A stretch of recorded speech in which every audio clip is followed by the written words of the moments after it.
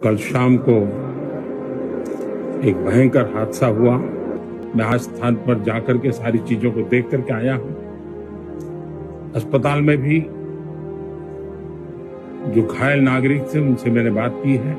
मेरे पास शब्द नहीं है इस वेदना को प्रकट करने के लिए। जो परिजन हमने खोए हैं वो तो वापस नहीं ले पाएंगे, लेकिन सरकार उनके दुख में, परिजनों के दुख में उनके साथ है।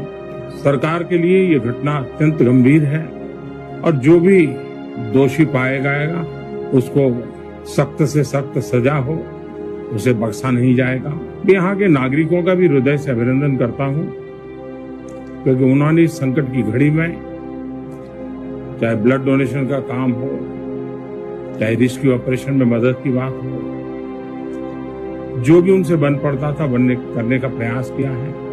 और जल्द से जल्द ट्रैक रिस्टोर हो, यातायात का काम तेज गति से फिर से आए।